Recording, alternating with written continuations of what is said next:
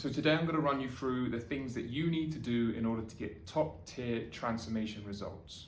Now, I'm often talking about the bare minimum or what you can do today to get started on your transformation journey, both dropping body fat, building muscle, and improving your overall body composition. So today I'm talking directly to the individuals who want to get the best possible results. And by the best results possible, I'm talking about getting it done as quickly as possible and getting as lean as possible. So we're going to kickstart with nutrition.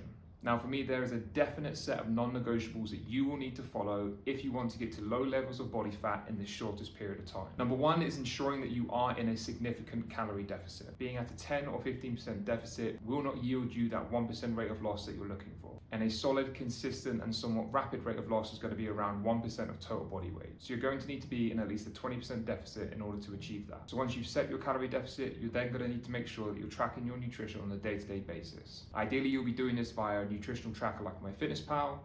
You'll be weighing out your food and you'll be planning your nutrition out at least a day in advance. Now, unfortunately, because you are going for the more extreme result, you're going to have to make far more sacrifices than someone who's looking to achieve 0.5% of weight loss or less per week, which means less socials, less eating out, and unfortunately for you, less alcohol. Now, the reason for this is because we want as much accuracy as possible. Now, obviously, when you're eating out, there's going to be a larger margin of error.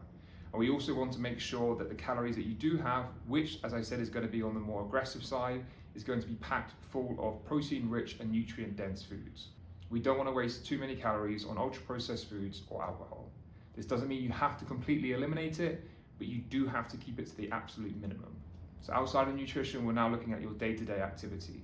Now, for me, a minimum standard is going to be around 10,000 steps per day, which is going to take you somewhere between an hour and a half or just over to complete. Now, it doesn't matter whether you do this broken up into mini bite-sized chunks throughout the day, or you do it in one lump sum. Now, yes, 10,000 steps is a bit of a generic number. However, based off of my experience working with clientele over the last 10 plus years, this is a great number to aim for, which is going to yield you a decent amount of total energy expenditure throughout the week. However, if you can afford to do more, then I would incentivize you to do so. Again, this is going to help to further that energy deficit, which is going to allow you to lose more body fat per week on average. Now we're going to move on to the workout side of things. Now, as a bare minimum, you're going to need to aim for 3 resistance training sessions per week. Again, our goal isn't to simply just lose weight, it's to lose body fat. So during this period of time, you're going to need to maintain some element of resistance training to help you either maintain or, in certain situations, even build some lean muscle tissue along the way. So 3 intense resistance training sessions at approximately 45 to 60 minutes per week would be sufficient enough for your current goal. And finally, the cherry on the cake is going to be looking at cardio. Now, this is going to be more of a nice to have. However, again, like with the step count, it's going to help to further that energy deficit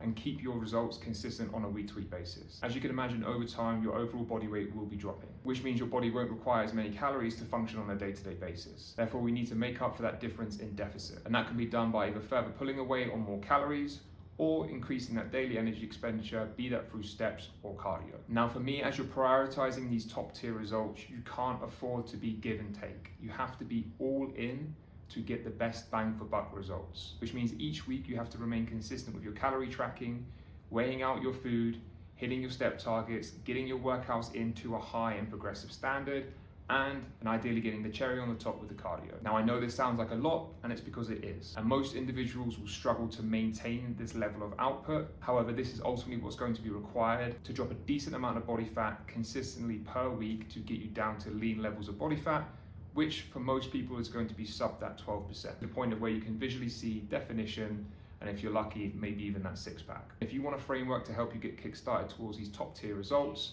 check out the link below and download my TA Fit 30-day framework. And lastly, as always, make sure you hit that subscribe button. And if you're not already following me on Instagram, head over to TA Fitness Online.